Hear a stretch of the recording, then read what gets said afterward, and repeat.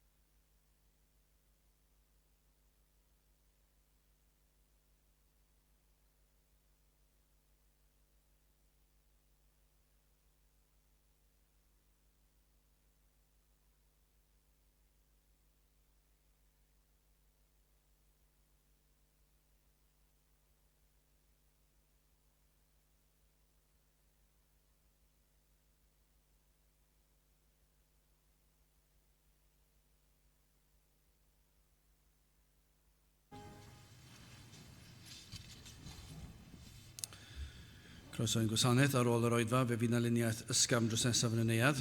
Fydd ein cwrdd gweddi misol yn cael ei gynnal ar y trydydd nos Ionawr mis, sef Gorffennaf y 19. Yn hoedfa nesaf pnawn Sul ym hanner awr 3. Nawr, wrth i ni gymryd y casgliad, gwyn ni ganu tra'r ein heistedd emyn rhif 243. 243.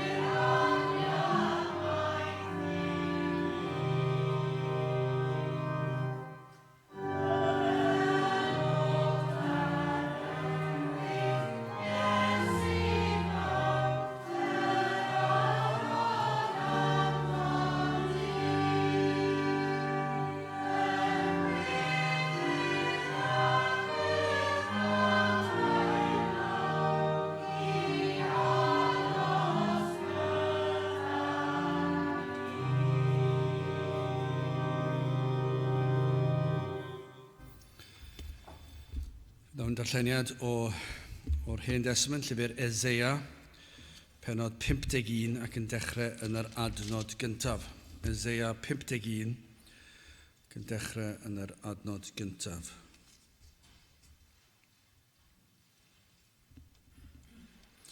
Gwrandewch arna fi, ddilynwyr cyfiawnder, yr rhai a geisiwch yr arglwydd, edrychwch ar y graig eich naddwyd ac ar geidod y ffos eich cloddiwyd ohonynt, edrychwch ar Abraham eich tad ac ar Sara a'ch esgorodd canes ei hunan y gelwais ef ac yn bendithiais ac yr amlheais ef.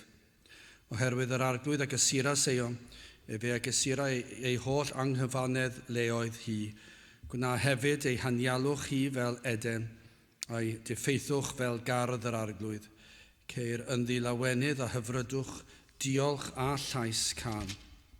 Gwrandewch arnaf fy mhobl, clust ymrandewch am i, fy nghenedl canis cyfraith a allan oddi wrthyf ac osoda fy marn yn oleini pobloedd.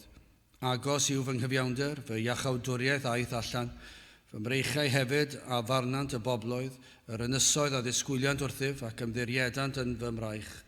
Dyrchefwch eich llygaid tua'r nefoedd ac edrychwch ar y ddeiar isod, cynnes y nefoedd a ddarfyddant fel mwg, a'r ddeiar a hyneiddio fel dilledyn, a'i phreswylwyr yr un modd a fyddant ferw, ond fy iachawdwriaeth I a fydd byth am cyfiawnder ni dderfydd. Gwrandewch arnaf y rhai a dweinoch gyfiawnder, y bobl sydd am cyfraith yn ei calon, nac ofnwch waradwydd dynion ac nac arswydwch rhag ei difenwlad. Canes y prif a'i bwyty fel dilledyn, a'i gwyfyn a'i hysa fel glân, eithir fy nghyfiawnder a fydd yn dragowydd am iachawdwriaeth o genhedlaeth I genhedlaeth. Byddai bendith Duw ar iair sanctaidd ef. Gydewch ni nawr droi at ein harglwydd mewn gweddi. Diolch yn I ti unwaith eto o Dduw am y fraint a'r cyfle I cael dod ger dy fron I ddod o flaen o'r seddfainc ac I ni'n diolch mai nid oherwydd unrhyw beth I ni wedi ei wneud achos amhosib byddai hynny I ni ddod yn agos I dy bresenoldeb. Ond I ni yn diolch mai gorseddfainc o ras yw hi a bod y modd I ni'n gallu dod ata ti yn llwyr yn gyfan gwbl trwy ras o Dduw oherwydd y drigared tuag atom ni.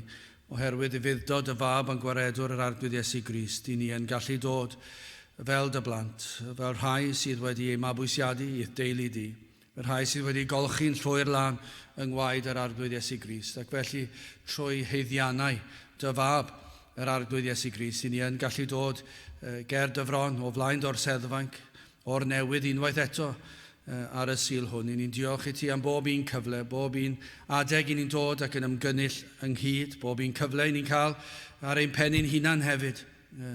Pan I ni yn dod I geisio dy wyneb di ac yna pan I ni yn mynd o gwmpas ein pethau dyddiol o Dduw I ni yn gallu galw arna ti. Diolch am bob un cyfle I gallu cymdeithasu â thi ac I ddod â'n mawl a dod â'n deisyfiadau ger dy fron.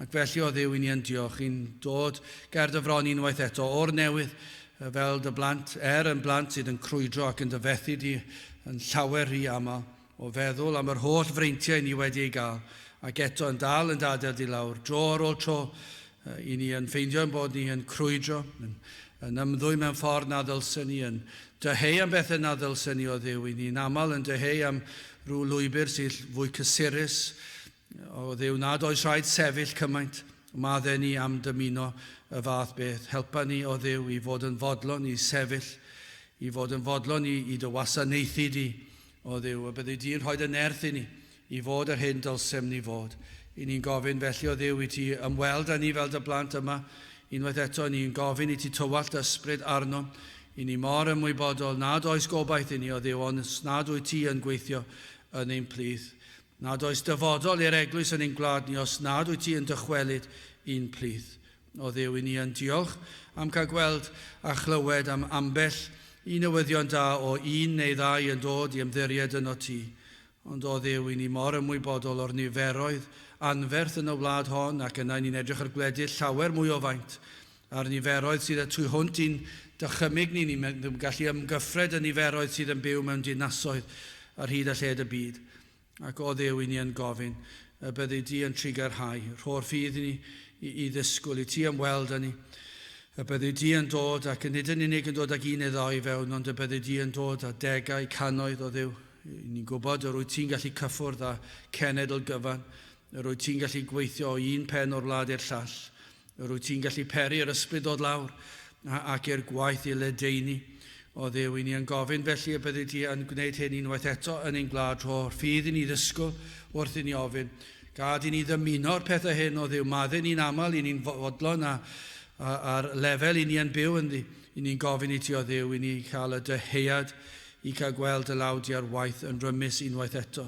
Y byddu di yn dwy'n pobl at y ti dy hun trwy dy ras sydd yn anorchfygol. I ni yn gofyn o Dduw, mae ti fydd yn cael y mawl a'r clod. Felly o Dduw agos ato ni yma, i ni'n gofyn y byddwn ni yn cael profi o'r agosatrwydd yma yn ein plith ni. Ym mhob agwedd, ym mhob rhan o'r oedfa, y byddu di yn bendithio ac yn dod, y byddwn ni yn ymwybodol o'r gynulleidfa uwch yn ein plith ni o Dduw, y byddwn ni'n gallu dweud ein bod ni'n gwybod dy fod ti yma. Helpa ni felly wrth i ni ganu dy glodydd, y byddwn ni yn dy ddyrchafu di gyda'n holl nerth. Diogelan hamser nawr, cadw ar un drwg i ffwrdd, rho'r nerth sydd ei hangen i ni dy addoli di, ac i wneud hynny mewn ysbryd a gwirionedd. Felly o Dduw trigarha nawr, i ni'n gofyn hyn oll trwy enw ac heiddiant ein harglwydd Iesu Grist. Amen.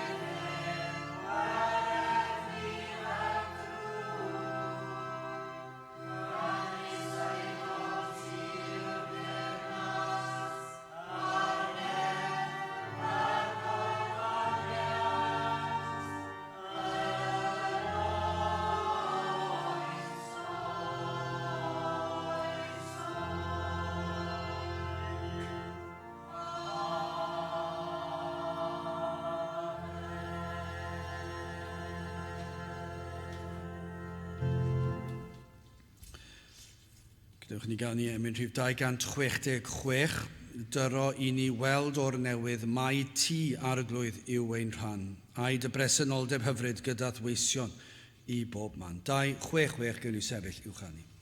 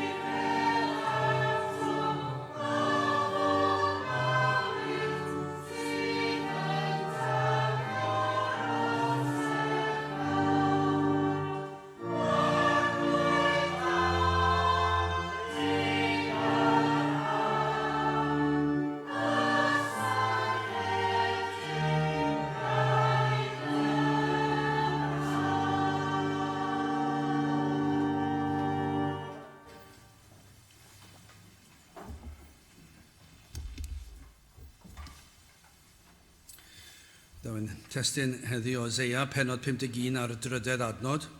Eseia 51 ar drydedd adnod. Oherwydd yr arglwydd y gysura Seom, efe a gysura ei holl anghyfanedd leoedd hi. Gwna hefyd ei hanialwch i fel edem, a'i diffeithwch fel gardd yr arglwydd. Ceir yn ddilawenydd a hyfrydwch, diolch a llais can. Nawr yn yr benod yma, mae yna gysur i'r eglwys, i'r Cristion, i'r saint. Mae yna gysur i'r ceisiwr. Yn sicr, mae yna gysur i'r eglwys pan fod yr eglwys yn profi cyfnod tywyll yn ei hanes. Fe all bwyso ac fe all ymddiried yn niw y bydd yn ei hachub ac y fydd pwrpasau yr arglwydd yn dod i fodolaeth. Ac felly, i ni'n gallu ymddiried bod pob peth yn cydweithio ein lles ni.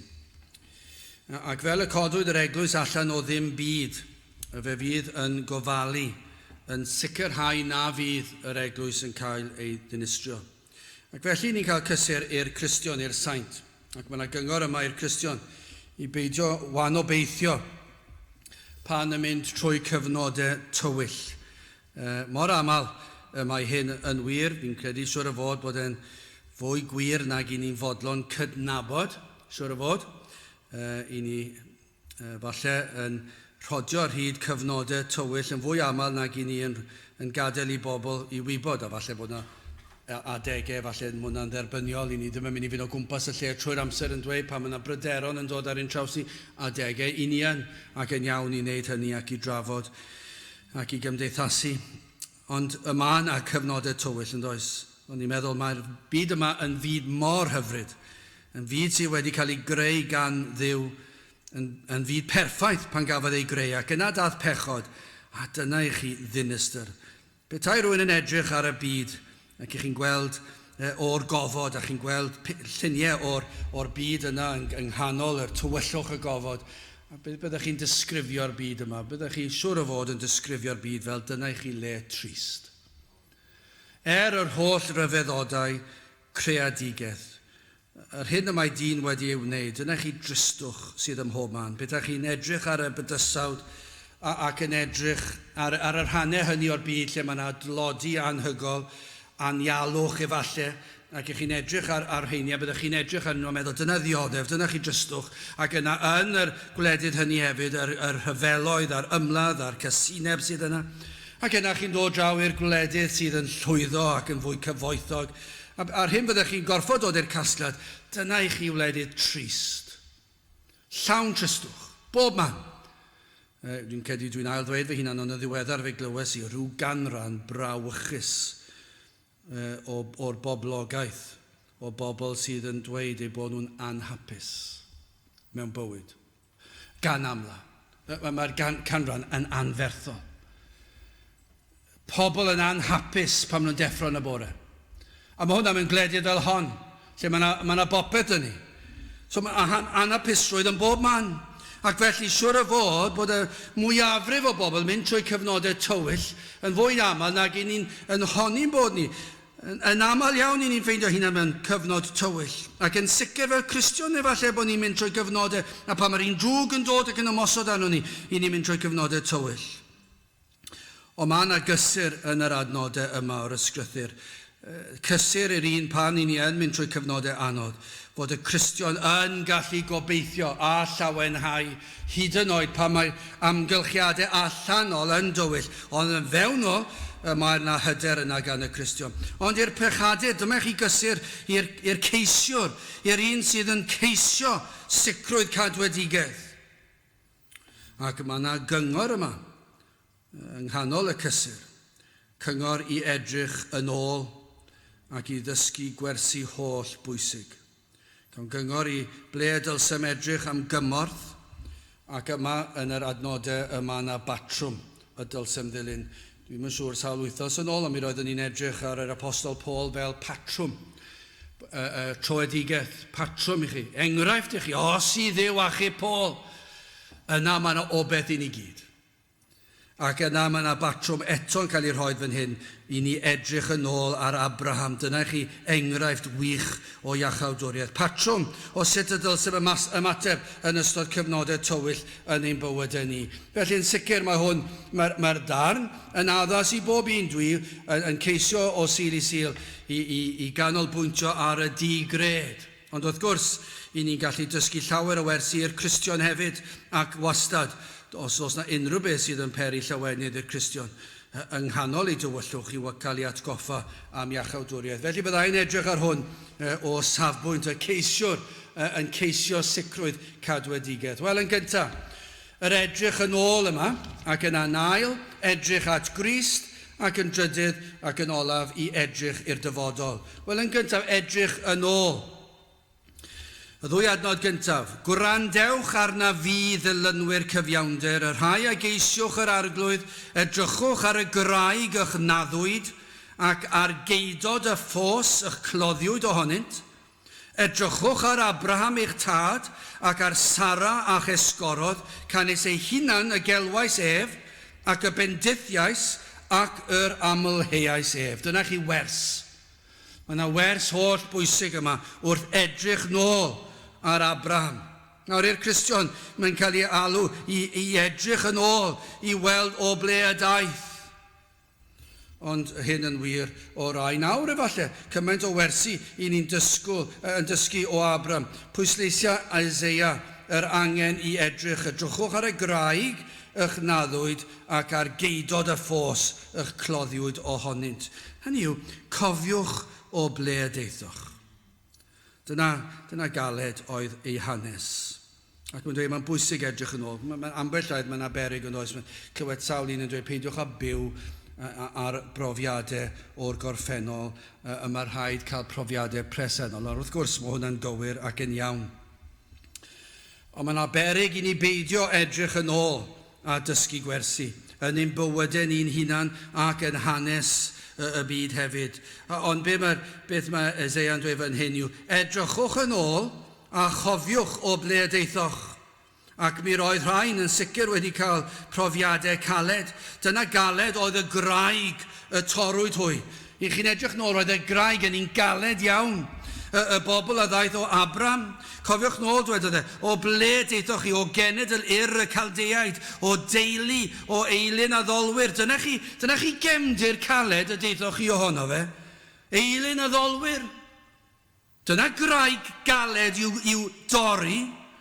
Cofiwch i chi ddod yna, ymhellach ymlaen, cofiwch i chi ddod o gaeth wasanaeth. Yn gaeth gludio yn yr aif. Dyna chi wersi i roedd eich chi yn gaeth weision ac yn cael eich curo, yn cael eich camdrin ac yna i chi ddod o hynny, yr achubiaeth o hynny. Dyna chi wersi. Mae lot o wersi gyda chi fel pobl. Yr oedd y bydew ddofn a thywyll y deithoch chi ohoni yn ddofn go iawn. Dyna beth mae'n dweud. Dyna chi galed, dyna chi ddofn oedd y bydew yr oeddech chi wedi dod ohoni. Ond hefyd, i chi'n dysgu Abraham a'i wraig Sara. Cofiwch beth oedd oedran Abraham a Sara. Pa mor galed, anodd oedd y graig honno. Dyna chi bron iawn, byddwch chi gallu mentro yr oedd y graig hon. Bron yn amhosibl i'w dorri. Yr oedd y mor galed, amhosibl oedd i feddwl y byddai ffrwythloni, y byddai yna blentyn, heb sôn am genedl yn dod o'r rhain. Yr oedd rhain yn hen. Roedd ei hoedran yn ei herbyn nhw yn gwbl ddifrwydd. Amhosibl i feddwl am un fach, heb sôn am deulu, heb sôn am cenhedlaethau o bobl. Nid oedd yn dynol bosibl i hyn ddigwydd, ac eto, o'r graig hon y torwyd trwyddi. Codwyd allan o'r pydew erchyll twfn yma. O, fe ddath na genedlaethau. Niferoedd diri o bobl, mwy na nifer y se. Mor dywyll oeddent. Mor dywyll oedd y sefyllfa yn nhw. Fe ddath gobaith, daeth ateb i weddi. Fe ddath yr arglwydd a chysur iddynt. Mae yna gymaint o wersi i ni'n gallu edrych yn ôl, ac yn edrych yn ôl ar Abraham, roedd na wersi. Nid oes rhai yma hefyd gallu tystio i drigareddau Duw am gyfnodau fel yr emyn anhygol yma, mor syml ond Duw i.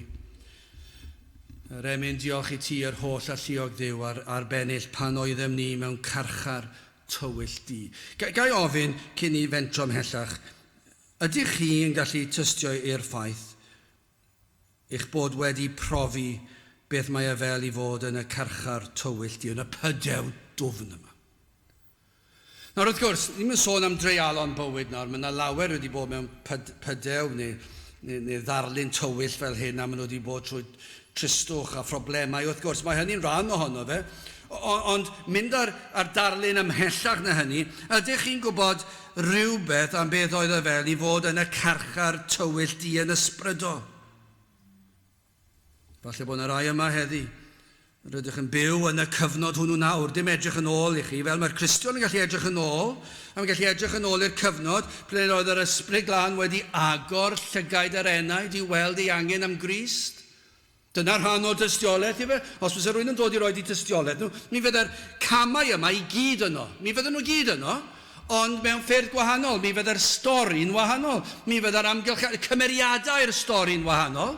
Ond yr un fydd yr bwrdwn y neges, yr un fydd y profiadau, mi fydd pob un Cristion wedi profi rhywbeth ar lefelau gwahanol, does dim cwestiwn am hynny, achos fe fydd yna rai yn profi ar gyhoeddiad o bechod mor anferthol, mor ddwys, mor erchyll, ond eraill yn profi ar gyhoeddiad o bechod, ond ddim yn allanol yn ymddangos mor ddifrifol, ond maen nhw dal wedi profi fe. Mae dal wedi profi bod yn y carchar tywyll di. Neu gai ofyn I chi, ydych chi'n gwybod beth mae fel? I ddim wybod pa le I droi, ac chi'n gwybod pwy sy'n mynd I helpu fi I ddod allan o'r carchar yma. Dwi ddim yn gwybod ble I droi. Dwi ddim yn gwybod sydd wedi cael heddwch yn fenau di. Dwi ddim yn gwybod sydd wedi cael sicrwydd cadwadigedd. Dwi ddim yn siŵr os ydw i'n Gristion neu beidio. Dwi ddim yn gwybod beth sy'n mynd I ddigwydd pan fyddai farw ac yn camu dragwyddoldeb. Dwi ddim yn gwybod, dwi ddim yn siŵr, a dwi'n llawn ofn. Ydych chi wedi cael rhywbeth am hynny ar dychryn, a pan mae pobl yn siarad am y peth yma, chi'n cwestiynu, ble ydw I arni? Nawr ar lefelau gwahanol, does dim cwestiwn, ond I chi wedi profi rhywbeth am y carchar tywyll di yma. Ond efallai fel dwedes I gyne, falle bod yna rai yn y carchar tywyll di yma nawr, nid edrych yn ôl I chi. Mae yn wir yn y presennol. A gellir disgrifio'ch sefyllfa fel y graig yma mor galed, y pydew yma, neu fel anialwch, allech chi ddisgrifio fel anialwch, oherwydd yr arglwydd a gysur a seion, efe a gysur a'i holl anghyfanleoedd, hi gwna hefyd ei hanialwch hi fel eden. Ydych chi'n gwybod beth mae fel I fod yn y diffeithwch yma? Allai ddim dychmygu beth mae fel. Dwi wedi gweld rhaglenni o'r diffeithwch, a mae'n erchyll, dwi wedi gweld ambell I raglen, mae'n hynod o ddiddorol, lle mae pobl, dwi ddim yn deall pam bod nhw eisiau gwneud fedrai ddim am eiliad deall pam bod nhw eisiau gwneud I fynd I redeg y marathon bob dydd am 5 diwrnod yn y Sahara. Chi'n gweld nhw, maen nhw'n goffa cael doctoriaid I checio'r lefelau'r dŵr ac yn y blaen. Mae'n erchyll, ond o leia maen nhw'n lwybr dyn nhw. A maen nhw'n yn y nos ar un noson, dwi'n credu ac gweddill o'r adeg yn y dydd. A chi'n meddwl, sut allan nhw'n neud Ond dwi hwnna yn byd, achos mae yna bobl yna, mae yna geir yna, mae yna bobl yn checio bod nhw'n iawn, mae yna doctoriaid yna. Ond dwi wedi clywed am bobl yn Awstralia, llefydd fel hyn, lle mae yna anialwch, a maen nhw wedi camu o'r llwybr mymryn bach, a falle storm o dywod wedi dod, ac yna dyn nhw ddim yn gwybod ble maen nhw. Ac yna maen nhw'n ffeindio'r cyrff, falle mis yn diweddarach, wedi mynd ar goll, neb wedi ffeindio, ond mi roedden nhw filltir, falle hanner milltir o'r lôn, a chi'n meddwl, na fyddech chi wedi aros ar yr unfan, peidiwch â crwydro, ond yna siwr o fod bod y dryswch yn dod oherwydd diffyg dŵr a'r gwres, a ddim yn gwybod be maen nhw'n neud, ac felly maen nhw'n dechrau crwydro, chwilio am help, chwilio am ddŵr, a maen nhw'n mynd I bob cyfeiriad. Ond nid yw hwnna'n rhywbeth fel rhai sy'n ceisio. Ydych chi yn gwybod be mae fel I fod yn y diffeithwch ysbrydol? O, mae'n driennus. Lle nad oes gobaith. Llawn anobaith I chi mynd allan falle'n deffro yn y bore, mynd i'r gwaith, ond chi'n gwybod beth yw pwrpas hwn? Pam dwi'n codi fynd i'r gwaith, a chi'n meddwl, mynd i'r gwaith, o'n ôl, cael bwyd, mynd i'r gysgu yn nos, deffro yn y bore, mynd i'r gwaith, pen wythnos, gwyliau, gwaith, a chi'n mynd, beth yw pwrpas y cyfan? Anghanol hwn I gyd, pobl yn cwyryla, pobl yn gas I gilydd, siomedigaethau, ofnau, salwch, colli pobl, pob math o dristwch ar ben y cyfan, a chi'n meddwl mae pobl mae'n deffro yn y bore, maen nhw'n meddwl, dwi'n anhapus. Wel, wrth gwrs i bod nhw, pam fod nhw'n anhapus? Lle ddweudwch chi pam nhw'n anhapus? Dyn nhw ddim yn byw i'r pwrpas y creuwyd nhw. Ond fedra nhw ddim, beth yw'r pwrpas eich creuwyd chi? Fe'ch creuwyd chi i ogoneddu Duw a'i fwynhau e, ac os nad ydych chi, anhapus fyddwch chi. Chos dyna pam i ni wedi cael ein creu. Os nad ydyn ni'n gwneud yr hyn i ni fod i'w wneud, fyddwn ni ddim yn fodlon. Fydd neb yn fodlon. Fydd nhw'n chwilio am bethau i'w bodloni nhw ac i beri hapusrwydd ydyn nhw. Ond dyw'r pethau yna ddim yn peri hapus yn achosi hapusrwydd. Mae'n rhaid chi'n hapus dros dro, ond dyw e ddim yn para dim. Yr unig ffordd gall unrhyw un cael gwir bodlonrwydd mewn bywyd yw petai nhw'n byw i ogoneddu Duw a'i fwynhau ef am byth.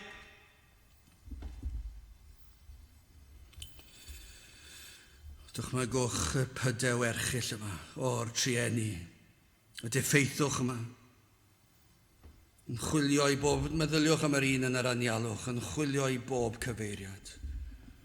Gewch chi pen mae'r hael tanbaid, tywod o gwmpas a ddim yn gwybod pa le i droi. Ddim yn gwybod beth ddylse fe wneud, ond nid dyna un falle lle mae'r ysbryd wedi dechrau gweithio. Maen nhw'n dechrau cwestiynu beth yw pwrpas bywyd. Ddim yn gwybod ble i droi, ddim yn gwybod ble i chwilo. Ddim yn gwybod sut i wella hunan, trio gwella hunan ac yna'n ffeindio dyw hwnna ddim yn gweithio. Ac i rai mewn sefyllfa tebyg, falle rhai'n aros ar yr unfan, ond eraill yn penderfynu cerdded ac yn mynd yn bellach ac yn mynd i'r cyfeiriad anghywir ac yn trio pob math o bethau. Ac i ni'n gwybod mae'r pethau hyn yn arwain at distryw, ond nid felly'r pechadur. Yn byw mewn lle, mewn byd pechadurus, byd sydd yn llawn twyll, byd sydd yn dweud wrthych chi, o, mae yna bleser fan hyn, ac eto celwydd. A byd sydd ddim yn gallu cadw at yr addewidion o dyna chi anhapusrwydd. A nobaith sydd gan y byd i'w gynnig, os hwnnw'n dweud y gwir. Dim ond dros dro yw'r pleserau. Dyw yn gallu cynnig dim byd sydd yn barhaol. O'ch mae paeth pa mae'r enaid yn dechrau sylwi fod yn yr anialwch yn y pydew yma. Dyna i chi'r man cychwyn. Dwi ddim yn neis, dwi ddim yn braf. Dwi ddim yn brofiad braf, ond mae'n brofiad i'r Cristion yn edrych ar y sefyllfa yn gweld un arall yn y pydew yma. O leia mae yna elfen o lawenhau. Maen nhw wedi dechrau gweld, dwi yn y pydew.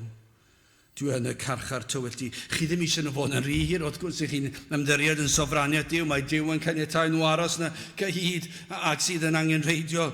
Ond i chi'n gweld nhw a chi'n meddwl, pa mynnag mor boenus yw e, maen nhw'n dechrau gweld gwacter y byd, maen nhw'n dechrau gweld celwydd y byd, maen nhw wedi profi'r byd. Dyw'r byd ddim fel yr hyn maen nhw'n honni fod. O, pan yn yr ysgol, mae pawb yn dweud, o, mae'r byd yn gret. Pan ewch chi dyfu lan, pan 16, 16, 17, 18, ac yna, bron iawn, mae pawb yn hybu chi. Ewch allan ac arbrofwch. O, mae'n brofiad o tyfu lan, ac yna maen nhw'n tyfu lan, a maen nhw'n mynd i'r coleg, a maen nhw'n ffeindio mas. Na, dwi ddim yn hapus.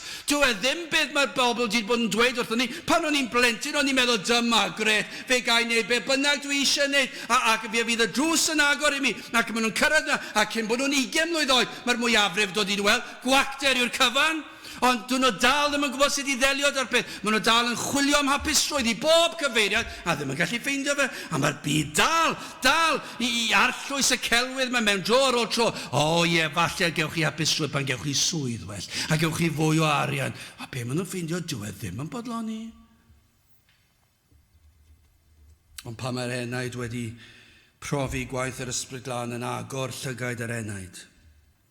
A maen nhw'n gweld bod nhw yn yr anialwch yma, yn y pydew. Falle i ddechrau maen nhw'n ymdrechu i ddod allan ohono, ond yn methu, ac fod pob ymdrech i ddod, ac bod yn dod i ddim.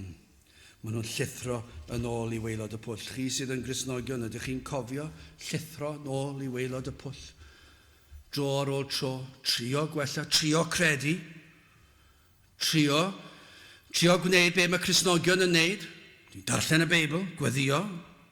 Fi'n cofio trio tystiolaethu, rhoi tractiau allan yn yr ysgol. Dyma be mae Cristion yn wneud. Mynd i'r coleg, trio, neu be mae Cristnogion yn neud. A hyd yn oed, allech chi fynd yn bell awr y lôn. Dwi ddim yn mynd i neud hyn ar llall, achos dyna be mae Christian fod i neud. Dyna mae wir bellach yn yr eglwysi ac yn y byd. Mae'r eglwys bron iawn ar un mor fydol ar byd. Ond blynyddoedd yn ôl, mi fydden yr rhai yn trio gwneud un yn y Cristnogion. Os na i ddim wneud hwn, os na i hwn ar llall, yna fyddai'n dod yn Gristion. A maen nhw'n trio dod lan allan o'r pydel. O, maen nhw'n llithro lawr tro ar ôl tro. Dyw e ddim yn dod â heddwch iddyn nhw. Dyna pan mae'n cael ei alw'n carchar tywyll di, mae'n erchill, mae'n bydew erchill. O, mor galed yw'r graig yma. O, mae'n mor galed, mae'r pydew yma mor ddwm. Gyda chi symud ymlaen, wel, dyna edrych yn ôl, ac i rai falle bod y darn yna yn y presennol. Wel, yn ail edrych at Grist. Cyma gymaint o gyngor yma, gymaint o gysur. Wrth feddwl am yr hyn oedd yn wir ac o ble y deitho, mae ble mae yna rai. Ond y cyngor bob tro fan hyn yw hyn. Dyma'r cyngor sydd yn cael ei rhoi yw i geisio yr arglwydd. Pwy bynnag i ni, fel eglwys, fel Cristion, ond hefyd y ceisiwr am iachawdwriaeth. Yr un sydd am dod at Grist am y tro cyntaf. Y cyngor yw adnod 1. Gwrandewch arno fi ddylynwyr cyfiawnder. Yr rhai a geisiwch yr arglwydd. Does dim ateb arall. Dyma'r unig ateb. Mae'n byd sydd yn waith nag anialwch. Mae'n byd sydd yn llawn tristwch a thrwbl. Yr hyn sydd yn mynd i ateb problemau unigolyn a problemau cymdeithas yw bob tro, chi'n dod nôl at hyn bob tro, ceisiwch yr arglwydd. Dyna wastad yw'r ateb, ceisiwch yr arglwydd. Ac mae'n dweud fan hyn yn fwy penodol, dweud ceisiwch yr arglwydd a cheisiwch gyfiawnder. Nawr wrth gwrs, nid cyfiawnder trwy gadw'r gyfraith i ni'n sôn amdano fan hyn a gweithredoedd da. Nid ceisiwch y cyfiawnder hwnnw, nid triwch fod yn well, nid byddwch chi'n mynd i'r nefoedd os dowch i'r capel 2-3 gwaith ar y sul bob wythnos, nid os newch chi ddarllen y Beibl bob un dydd, pethau yna gyd yn dda, ond nid y pethau hynny sydd yn mynd i achub. Nid os ych chi'n mynd i fod yn gyredig i'ch cymdogion chi ac i'ch teulu chi a ddim yn cweryla a ddim yn un hyn ar llall. Nid y pethau yna, mor dda yw'r rheini, nid eich bod chi yn mynd i helpu'r tlawd a'r trydydd byd, efallai byddwch chi'n meddwl os na i adael fy swydd a fe air i bellteroedd y byd lle mae tlodi anferthol. Wrth gwrs, mae yna elfen allech chi dweud bydd hwnna'n help, ond dwi ddim yn mynd i achub yr enaid, dwi ddim yn mynd i wneud dim byd. Yr hyn sydd yn mynd i helpu'r enaid yw ceisiwch gyfiawnder, nid gweithredoedd da. Beth yw'r cyfiawnder yma? Dyma oedd y broblem dar i ddewon. Mi roedden nhw wedi cam ddeall yn llwyr. A dyma be mae Cymru wedi wneud. Dros y hanner canrif diwetha, 70 mlynedd diwetha, dyna be mae Cymru wedi wneud. Yn union fel yr Phariseaid. Wedi gwneud crefydd yn gyfres o weithredoedd. Ac dyna yw eu cyfiawnder nhw. Dyna eu cyfiawnder. Dyna be maen nhw'n dibynnu arno. Ond nid dyna be maen dweud. Dilynwch lwybr nid o weithredoedd da a'r cnawd a chyfres o reolau. Dilynwch gyfiawnder. Ceisiwch gyfiawnder sydd uwch na chyfiawnder dyn. Cyfiawnder Crist. Dyna beth sy'n cael ei ddweud fan hyn. Dyna'r unig gyfiawnder sydd werth ei geisio. Dyna wnaeth Iesu Grist tra'r y ddeiar, cyflawnodd holl o ddynion y ddeddf. Dyma'r ffordd y trefnwyd y byddai enaid yn cael ei achub. Cyn llunio'r byd, dyma'r trefnwyd. Y byddai Iesu Grist yn dod ac yn cyflawni'r ddeddf. Mae'r Hen Testament yn pwyntio ymlaen ato fe, a'r holl Testament newydd yn pwyntio nôl ato fe. Dyma beth ddigwyddodd, dyma yw'r neges, dyma oedd y bydd y proffwydion i ddweud, fod Iesu Grist yn mynd i ddod ac fe fydd e'n gyfiawn. Fe fydd e'n cadw'r gyfraith yn llwyr, ac fe fydd e'n berffaith, ac fe fydd yn ein cynrychiol i ni, ac fe fydd y tad yn fodlon gyda'i fywyd ac yn fodlon gyda'i aberth Dyna be fydd yn digwydd, fydd hwn yn bodloni'r tad ei mwyn ni. Chweched adnod o Matthew penod 5. Gwyn ei byd yr rhai sydd arnynt newyn a syched am gyfiawnder, canys hwy a ddiwellir. Ti'n gwybod beth, bron iawn allech chi ddweud, byddwch chi ddim yn gwybod dim byd am newyni a sychedu am gyfiawnder Crist, os nad ydych chi wedi bod yn y pydew. Ac os edrychwch chi ar yr adnodau yn Matthew cyn, fe fydd e'n disgrifio yr ymwybyddiaeth o bechod hefyd, felly yr un yw'r darlun trwy'r amser. Os ych chi'n gwybod be mae fel i fod yn y pydew yma, heb obaith, ansicrwydd, ofnau, ac yn dyheu am cael ateb, ac yna beth sydd yn digwydd, chi wedi trio gwella chi hunan, ond yna o'r diwedd, efallai mae'r nerth wedi llwyr fynd. Ac chi wedi sylweddoli, fedrai ddim helpu, a'r unig gobaith sydd i mi nawr yw i rwy'n i ddod lawr ac i bigo fi lan. Dyna'r unig ateb, dyna'r unig ffordd. Ac nawr i chi'n dyheu yn sychedu am yr un yna i ddod, am y cyfiawnder yna sydd yn mynd i'ch gwneud chi yn berffaith yng Nghrist. Dyna'r unig gobaith. Efallai ar y dechrau ddim yn gwybod am beth i chi'n sychedu. Ond yna, i chi'n dod i gliw yr Efengil am yr un a ddaeth o'r nefoedd, am fab Duw, am y Meseia. Mae dyna i chi, falle rhai sydd, falle ddim wedi clywed yr Efengil yn llawn, ac yna wedi profi gwaith yr Ysbryd Glân, ac yna'n dod i gliw yr Efengil. Yn deall fod hwn a hwn yn unig yn gallu bodloni pob syched a phob newyn. Ysgrythyr yn disgrifio Crist, hwn yw bara'r bywyd, neu'r dŵr sydd yn torri pob syched. Be mae'n dweud, dysgwch wers o'r gorffennol, dysgwch o'r hyn a welwch chi o'ch cwmpas, y sawl sydd eisoes wedi pwyso ar Grist, edrychwch o'ch cwmpas chi fan hyn, os ych chi'n gweld rhai sydd yn Gristnogion ac yn gwybod eu hanes nhw, dysgwch ohonyn nhw. Eu bod wedi pwyso ar Grist a chredion ac ymddiried yno, edrychwch nôl ar Abraham, sut bydd o gredi a ddewid Duw. Adnod 2, edrychwch ar Abraham eich tad ac ar Sara a'ch esgorod, canis ei hunan y gelwais ef, ac y bendithiais ac yr amlheais ef. Ac felly chi hefyd, nawr mae'n edrych yn ddi, ac efallai'n teimlo nad oes gobeith i chi. Bod na obaith i bechadur fel chi. Efallai rhai wedi troi ffwrdd o Grist am ryw weithiau. Ond yma ni'n dysgu'r wers, edrychwch ar yr hyn a wna Abraham, pan yr oedd yn ddi arno, fe gredodd a ddewid gan Dduw. Dyna be nath fe gredodd, fe gafodd e'r gallu i ymddiried yn yw. A yw Duw wedi dweud yr geiriau yma, gyndewch Eseia, chydig o benodau ymlaen, Eseia penod 55 ar adnodau cyntaf yn y benod hwnna. Gwrandewch, ydych chi'n gwybod rhywbeth am hyn? O deiwch i'r dyfroedd, bob un y mae syched arno ie, yr hwn nid oes arian ganddo, deiwch, prynwch a bwytewch, ie, deiwch, prynwch wyn a llaeth heb arian ac heb werth. Paham y gweriwch arian am yr hyn nid ydyw fara, a'ch llafur am yr hyn nid yw yn digoni, gan wrando, gwrandewch arno fi, a bwytewch yr hyn sydd dda, ac ymhyfryded eich enaid mewn braster. Gogwyddwch eich clust, a deiwch ataf, gwrandewch a bydd byw eich enaid, a mi awnaf gyfamod tragwyddol a chwi, sef sicr drigareddau Dafydd. Wele, rhoddais ef yn dist i'r bobl, yn flaenor ac yn athro i'r bobloedd. Wele, cenedl nid adweini a elwi a chenhedloedd nid adweini di a red atat, mwyn yr arglwydd y Dduw, ac oherwydd Sanct Israel, canis e fe ath ogoneddodd. Yna gwrandewch ar y geiriau yma. Ceisiwch yr arglwydd tra y galler ei gael ef. Gelwch arno tra fydd o'n agos. Gadawed y drygionus ei ffordd, a'r gŵr anwyr ei feddyliau, a dychweled at yr arglwydd, ac e fe a gymer drigaredd arno, ac at ein diw ni, oherwydd e fe a arbed yn helaeth. Nawr gai roi cyngor i chi. Os ydych chi nawr yn y pydew, yn y carchar tywyllt di yma, ac os ydych chi'n meddwl sut fedrai ddod, pa obaith sydd i rywun fel fi, ac efallai bod chi wedi dod i'r pwynt chi'n meddwl, o, dwi'n heiddi bod yma, fydd yr arglwydd ddim yn trigarhau wrtha i, ac i chi'n berffaith iawn i feddwl hynny. Ond dim dyna'r Efengil. Mae'r Efengil yn dweud, y mae modd i achub rhai fel chi. Sut y mae Crist wedi wneud e?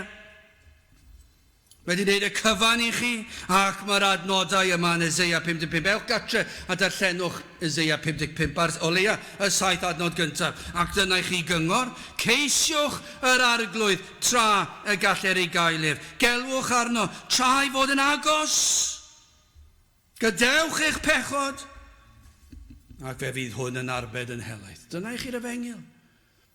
Dyna chi be mae Iesu Grist yn neud. Ond ni ddywedodd Iesu Grist, Ioan 6:37, yr hyn oll y mae'r tad yn ei roddi mi a ddaw ata fi, ar hwn a ddel ata fi, nes bwria fe fallan ddim. Bron iawn, allech chi newid yr adnod yn dweud, yr hwn sydd yn ymestyn allan ei law yn y pydew, tywyllt di.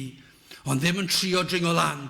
Mae'n rhoi i lawlan o achub i bydru garog un, ac yna beth sy'n digwydd, y mae llawer arglwydd yn dod lawr, ac yn ei dynnu fe lan, ac yn gosod ei draed ar y graig. Dyna beth yw e, nisbwrio fe falle'n ddim. Pwy bynnag sy'n rhoi ei llaw allan am achubiaeth, fe fydd yn cael ei hachub.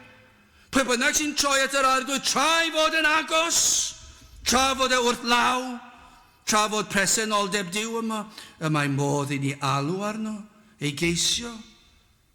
A'r addewid yw fe fydd yn achub.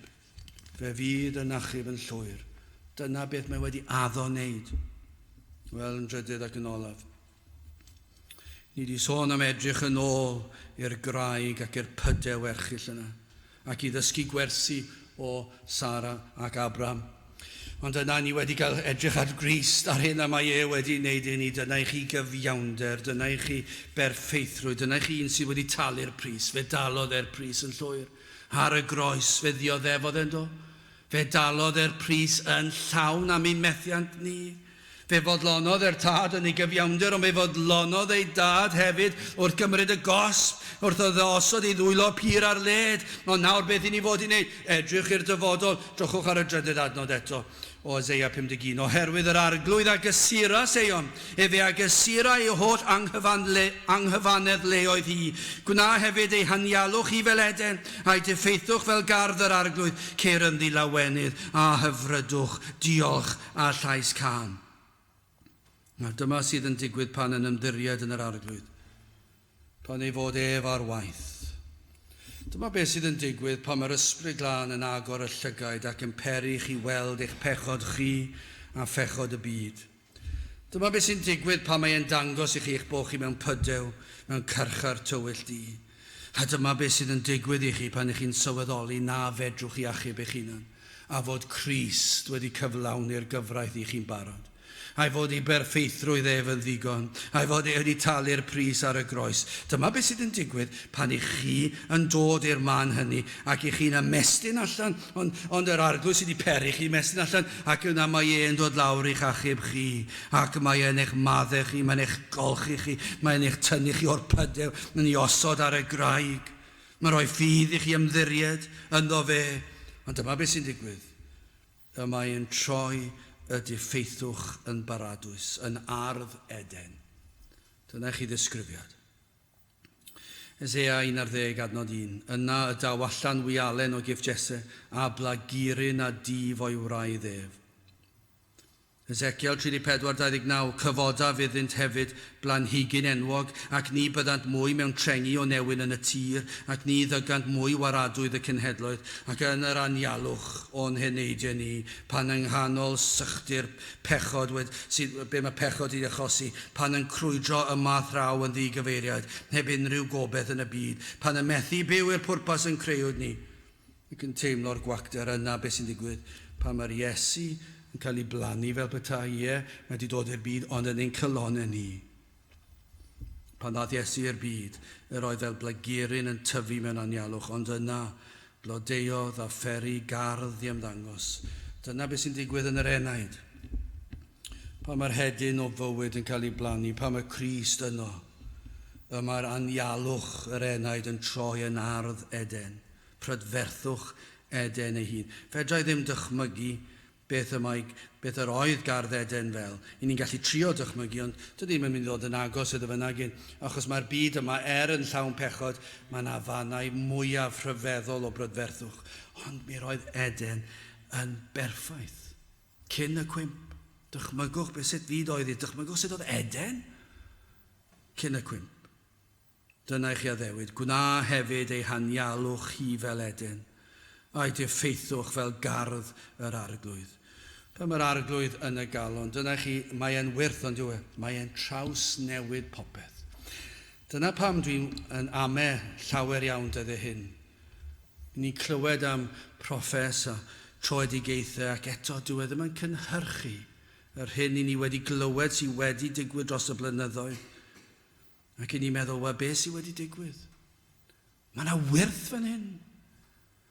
A mae yna anialwch wedi troi yn ardd Eden. Fel mae'r mynydd yn dweud, o'r fath newid ryfeddol a wnaed yn o fyd aeth Iesu i'm calon i fyw, Torodd gwawr ar fy enaid a tebwyd fy nghryd daeth Iesu'n cael o'n i fyw, ac yna daeth Iesu'n cael o'n i fyw, cwyd llawenydd fy mron, megis ton ar ôl ton, daeth Iesu'n cael o'n i fyw. Dyna chi lawenydd? Dyna chi newid rhyfeddol? Mae'n wirthiol, mae'n waith o ddifri, mae'n rhywbeth sydd yn tu hwnt i ni. I beth ni'n gweld yn aml iawn, ni'n gallu gweld, mae dyn yn gallu newid, mae dyn yn gallu gwella ei hun, mae'n gallu stopio gwneud rhai bethau a dechrau gwneud pethau eraill, ond nid iachawdwriaeth yw hynny. Ond pa mae'n waith o ddifri, y fath newid rhyfeddol, mae'r anialwch yn troi yn arddeden. Dyna chi gwir iachawdwriaeth? Mae'r arglwydd yno'n tyfu yn eu plith nhw, ac mae'r blodau yn blaguro i'w amgylch. Mae'n brydferthwch, mae'r saint, mae'r Cristion, mae'r un sydd yn byr ac yn byr yng Nghrist. Dyna chi un. Tra bod y byd yn chwilio ac yn chwilio am bwrpas ac am hapusrwydd, a hynny yn ar anialwch, a'r pydew erchyll, mae'r sawl sydd yn ceisio Crist a'i gyfiawnder ef, fe fydd yr anialwch yn troi yn ardd. Ac fe ddaw heddwch a llawenydd, ceirynddi lawenydd a hyfrydwch, diolch a llais can. Fe fydd na lawenydd. Fe fydd na lawenydd fod yr arglwydd Iesu wedi maddef y meiau. Fod e wedi rhoi heddwch i ni a Duw. Fod wedi rhoi bywyd trygwyddo, fod wedi addo bod gyda ni holl ffordd, holl gamau bywyd. Trwy'r anialwch, fe fydd na cyfnodau tywyll, fe fydd na cyfnodau anodd. Ond be mae'n dweud? Fe fyddai yno gyda chi, fe fyddai'n wneud hyd yn oed yr anialwch hwnnw yn ardd. Fe fydd yn fendid i chi, fe fydd y trealon yn fendid i chi. Achos fe rwy fi gyda chi, dwi yno yn eich plith chi. A blagurin rhyfeddol yma yn tyfu yn eich plith chi. Mae Crist yno gyda chi. Mae'n peri'r enaid i ddiolch ac i ganu glodydd. Na fyddech chi yn ei geisio ac yn galw arno tra ei fod yn agos. Tra ei fod yn agos. Sawl un sydd wedi bod yn agos. A rhywsut neu gilydd, fel yr hedyn yn cael ei ffigo o'r llwybr. Dyna chi dragwyddoldeb ei rheini. Mor agos, ac eto mor bell. Siwr o fod dyna'r gweithaf o'r gweithaf. Bydde dim byd gwaith, ac wedi bod o fewn cliw yr efengil, ac eto heb droi at Grist, a bod yr anialwch dal yn anialwch. Ac yna mae'r degawdau yn mynd heibio ar caledwch. Chi'n gwybod beth, pan chi wedi gadael eich gard, dwi wedi cael profiad yn ddiweddar, rhan o'r ardd, a chi'n trial mynd yna, ac chi'n rhoi'r haw mewn, mae'n galed. Ond nid yw'n disgrifiad, llawn chwyn, chi wedi bod i'r ardd, a chi wedi gwneud llawer iddo fe o gwbl, a mae'r pridd wedi hen sychu, a mae'r chwyn bron mor dal â ni, ac i'ch meddwl beth sydd wedi digwydd fan hyn. Ond nid yna ddisgrifiad o rhai efallai sydd wedi bod dan sain yr efengil. Ac maen nhw wedi hen fynd, ar ôl 5 mlynedd mewn ddigon, ar ôl 10 mewn erchyll, 20 mlynedd, 30, 20, hanner canrif falle, dychmygwch rheini. Mor galed yw'r tir, llawn chwyn, pechod. Ond eto i gyd, dyma beth mae'r holl darn yma'n sôn amdano. Edrychwch nôl, roedd y graig yn galed gydag Abraham a Sara, ond fe fuodd achubiaeth do, hyd yn oed i'r rheini. Mae'n edrych mor anodd, a mae'r arglwydd yn gallu torri trwodd, ac y mae cyfiawnder i'w gael. Felly'r cyngor yw hyn, ceisiwch yr arglwydd. Tra ei fod wrth law, tra ei fod yn agos, galwch arno am dreigaredd, ac na fydd eich diffeithwch chi yn troi fod yn ardd yr arglwydd, yn ardd Eden. Bydd yr anialwch yn troi'n ardd Eden, a fydd pawb yn gallu gweld. Fe fydd na newid ar eich wyneb chi yn sicr. Fydd newid. Fydd newid yn y ffordd chi'n siarad. Fydd na newid yn eich dewisiadau chi. Fydd newid yn eich agwedd chi. Yn eich blaenoriaethau chi. Fydd yn newid. Fydd popeth yn newid. Na fyddwch chi'n dod at yr arglwydd Iesu Grist, ac yna fe geir llawenydd a hyfrydwch. Diolch a llais can. Gadewch i ni weddio. Dduw, i ni yn gofyn y bydde di ar waith yn ein plith ni, yn agor llygaid yr enaid i weld ei hangen am Grist. Dim ond ti sydd yn gallu gwneud hyn. Bydde di yn ei wneud ac yna'n dangos beth nath yr arglwydd Iesu Grist trostyn. Teir gweithio nawr, mawl a clod i enw di. Ni'n gofyn i'n o trwy enw ac eiddiant i'n harglwydd Iesu Grist. Amen. Dewch ni orffen trwy gannu'r emyn rhif 288. Mi glywaf dyne'r lais yn galw arna fi i ddod a golchi meiau gyd yn afon Calfari. 288 gen i sefyll i'w chanu.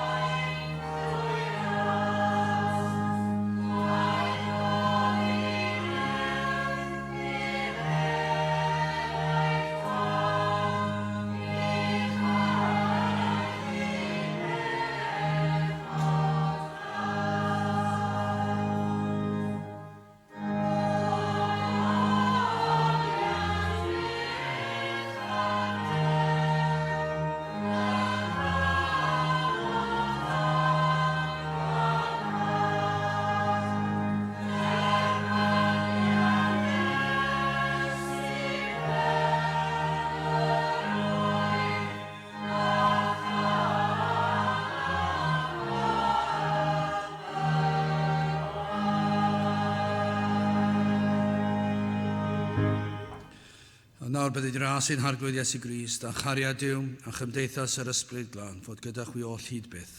Amen.